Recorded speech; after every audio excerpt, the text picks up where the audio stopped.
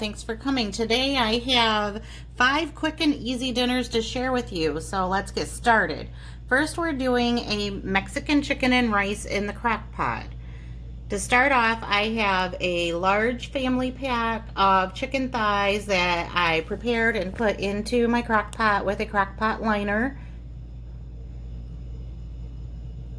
I'm going to add some seasoning to these chicken thighs, such as salt and pepper and garlic powder, a can of diced tomatoes with green chilies, 2 tablespoons of minced garlic,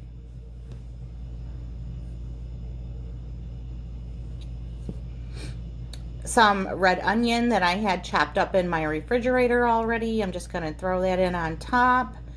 This is a real easy dump and go meal. I'm putting in 2 packs of the low sodium taco seasoning, and I'm just going to cover that with some water to get that seasoning all mixed into the chicken, and so that some of it flows to the bottom. I'm using 3 cups of water, and then I'm adding a cup and a half of white rice. So I'm just going to kind of stir in the rice so that all of the liquid is touching some of the rice so that it cooks in this liquid. And you want to have a 2-to-1 ratio for your rice and water. I'm not a big fan of how soft and mushy the rice gets when you put it in the crock pot in the beginning of the cooking process, but you know, I had to go to work this day, so I wasn't here to add it later, and I really wanted dinner to be ready when we got home at the end of our day, and you know, just so that I didn't have so much to do after working all day. So I will put up with a little bit of mushiness to my rice, I suppose. So after I got it all together, I put the lid on and then decided, oh, hey, I think I'm going to add some Velveeta cheese to this. So here I am just putting some cubed Velveeta in before I actually put the lid on and leave it. You know, when I get home from work, I just give it a quick stir to get everything all mixed up, and it's good to go. Now, is this a true Mexican dish? Probably not, but it's pretty tasty all the same. And so this is what it looks like when it's all said and done. It's not very appetizing to look at, but it did taste really good. You can shred up your chicken, of course, but I just didn't do that. And our next meal was tacos. This was just one of those days where it was open up a package and cook out of a box type of thing. I just made a pouch of Spanish rice and cooked up some ground beef with taco seasoning, and we had a really quick and easy meal. Nobody ever complains about tacos at our house. So on the next night we had steak, which my husband cooked, and some baked potatoes and frozen Green Giant mini corn on the cobs. I cut the potatoes into halves and then into quarters to speed it along. My hubby just cooked up these steaks in skillet with butter and minced garlic and salt and pepper. The mini corn went into a pot with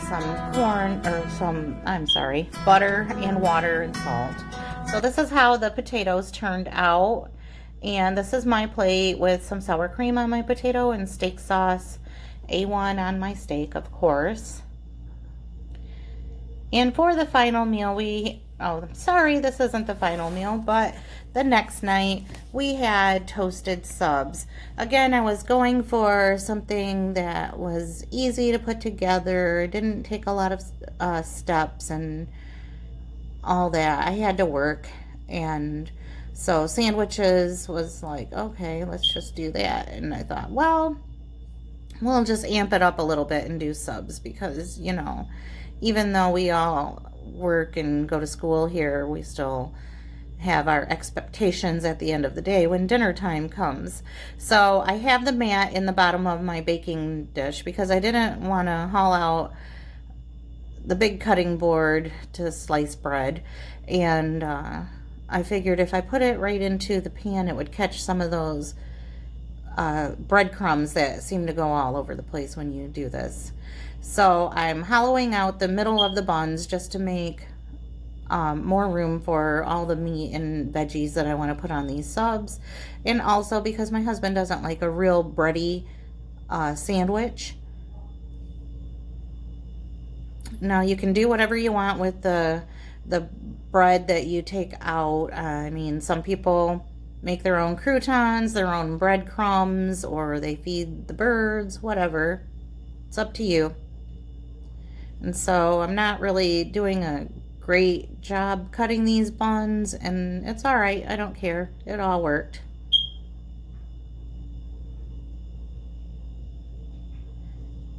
And I did pick up these hoagie rolls at Sam's Club.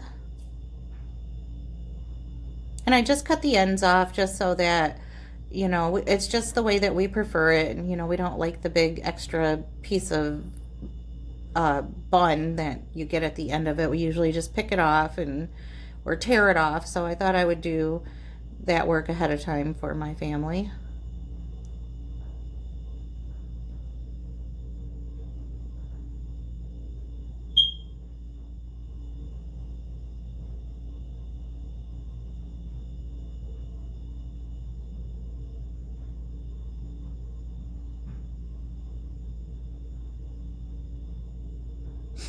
On this night, I just added some chips on the side with the sandwich, and I mean, every now and then it's okay to have sandwiches and chips for dinner if that's what everybody agrees on. I mean, as long as everyone's happy, does it really matter?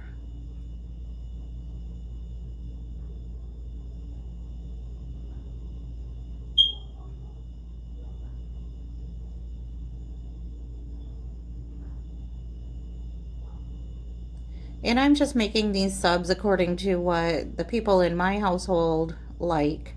So, I mean, there's no right or wrong way to do this.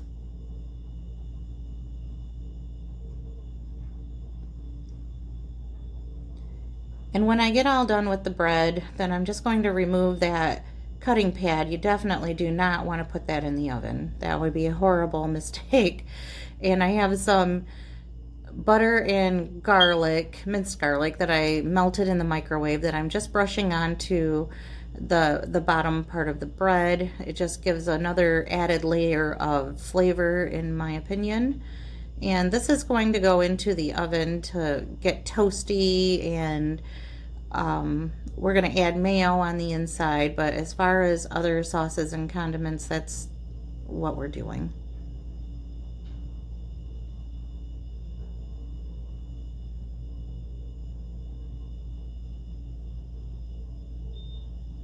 And I do use some of this at the end to put on the top of the sub buns as well.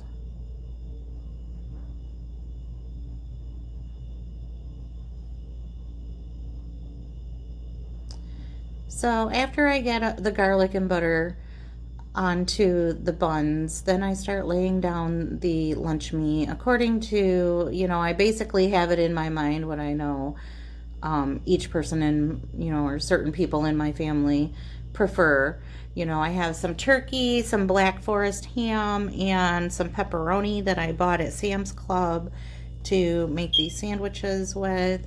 So I just kind of laid it out knowing in my mind what each person was going to prefer on their sandwich.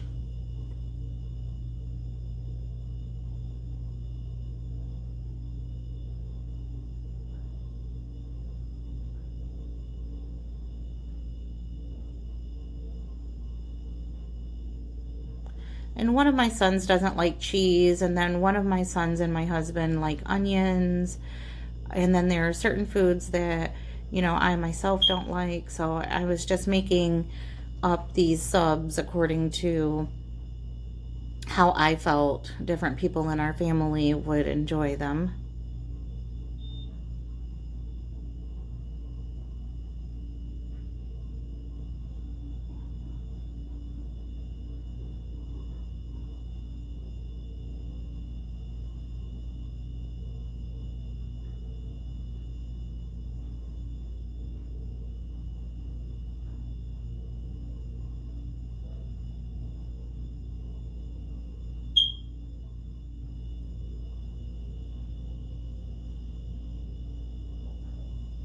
And this was a busy week for us. We had a lot going on at work, and we were preparing for our vacation in Vegas. So the whole week just seemed like there was a lot going on, and cooking dinner was kind of a challenge that week. And so I was doing a lot of easier meals, but trying to avoid getting takeout as much as possible.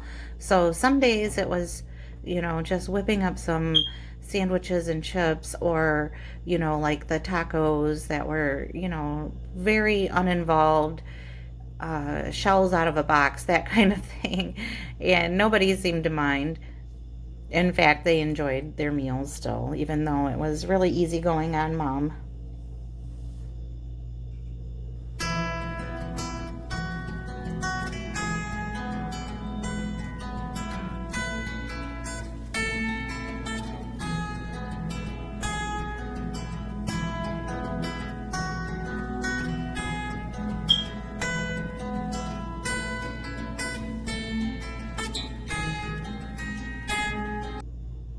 After I get these subs all assembled, I'm going to brush a little bit more of the garlic and butter uh, mixture onto the top of the buns, and then put them in the oven on 350. And I just kept an eye on them until they were toasty like this. And I did lose the footage of me adding cheese, but there is cheese added to most of the subs. So the last meal was the night before we left for Vegas, and I really didn't want to have a lot of dishes to wash. We do not have a dishwasher, so we do a lot of hand washing here, and I was trying to get the house cleaned up and ready to go, as well as doing the last minute grocery shopping and packing that we needed to do. So on this last night, I was trying to keep everything as clean and easy as possible. So I'm just cooking up some ground beef and some boxed macaroni and cheese, the kind with the cheese pouches. So this is something that the boys in my house really seem to enjoy, is, macaroni and cheese with seasoned hamburger in it. And I'm doing some cans of corn on the side. Nothing really fancy, just food in our stomachs.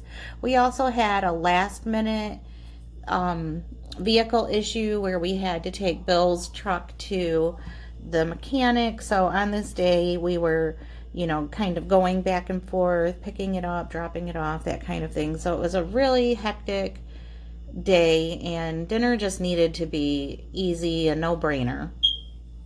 So I'm adding a little garlic powder and onion powder to the ground beef, just to give that part of this meal some flavor.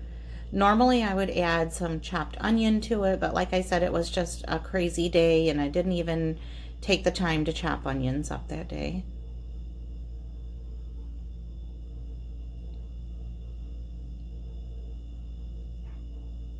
So I did make a cake to go with this. I knew that this was kind of not a very visually or satisfying meal in a sense, so I did make a cake to go with it, because I knew that we would want something afterward to kind of round out the meal. So I made a carrot cake, and I'll show you that in a minute. So this Del Monte corn that I've been buying doesn't really have that sweetness that some canned corns have.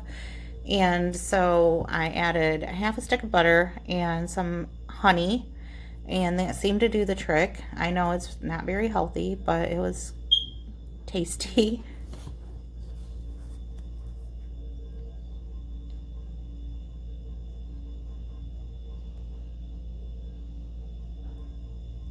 So once I had the meat and the pasta all cooked and drained, then I just added the cheese pouches to the mixture, and then just mixed it in, and that was really all there was to this dinner.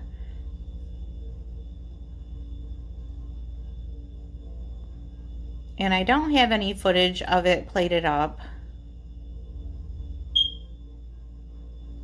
And I mean, everything was kind of the same color, so it wasn't, a beautiful meal or anything, but it was a nice, comforting meal on a crazy day. It was dinner. And that's all that counts sometimes. And like I said, we were leaving the next day for our vacation, so I knew that we had a lot of stuff coming up in our week ahead, and so we weren't really counting on having a spectacular dinner.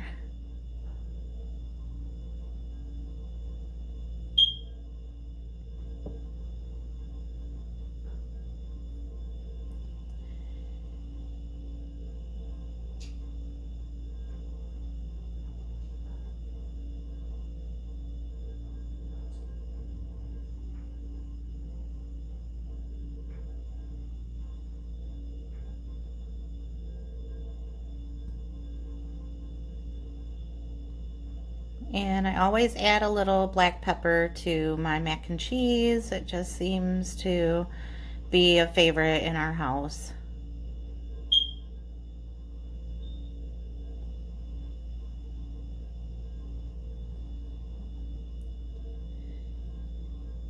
So the cake that I made to go with this night's dinner was just a boxed carrot cake. I had really been in the mood for carrot cake with raisins and coconut, just a really moist cake. I did not want a frosting on it this time. Sometimes I just prefer to have a cake with no frosting. I don't want that really, really sweet, sugary taste. Just I guess maybe it's more like a muffin or a coffee cake. And we really try to watch how much sugar that we eat on a regular basis. I mean, we do love our sweets, but we don't want to have them as just part of our everyday. And I know that this cake mix has sugar, and that the honey that I added and the sweetened coconut, it's a very sugary cake as it is, but I just didn't want to add that frosting on top. So I just prepared the cake as it called for on the box, but I added a couple of tablespoons of honey because, like I said, I wasn't putting frosting on this, but I wanted it to have a little sweetness and stickiness.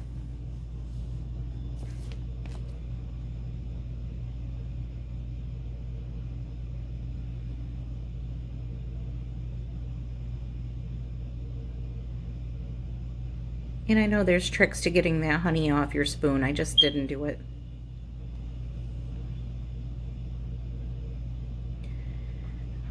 And I'm giving this cake a good mix with my handheld mixer.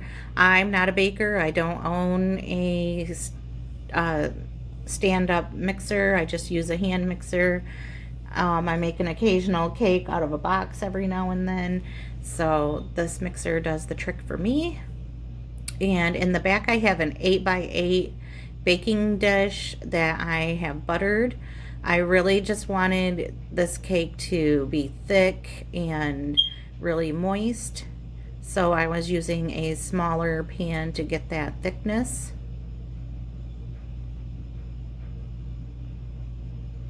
If I had put it in a regular like 9x13, then I would have had a thinner cake.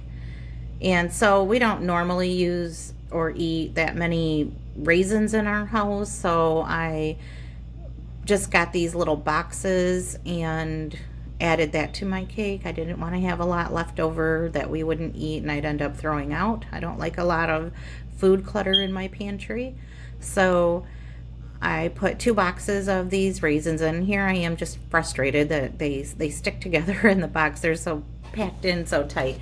So I'm ripping the box out open and just tossing these, breaking them up and tossing them into the batter. And then I added some coconut to the batter also. I probably went a little bit overboard and it made my cake not as moist as I wanted it to be, but it was still pretty moist.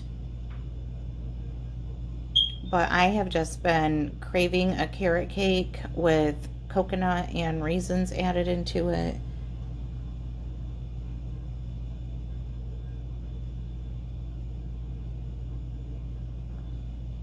And it's really pretty easy to doctor up a cake mix any way that you want to. We keep a lot of puddings and pie fillings on hand so that I can make up a quick dessert when we feel like having it. And there's where I probably made the mistake by adding so much coconut. But, you know, my stomach said do it, and I did.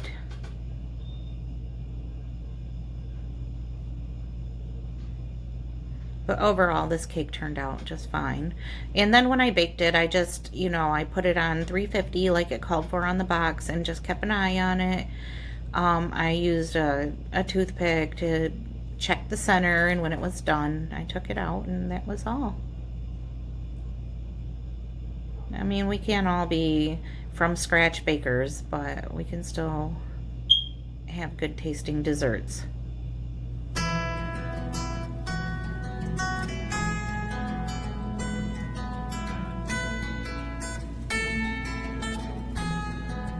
And so here we are trying out this cake. I took the piece from the center side, and it was so good. It was exactly what I wanted. Now you could definitely add your frosting or whatever, but I just had a warm piece of cake right out of the oven.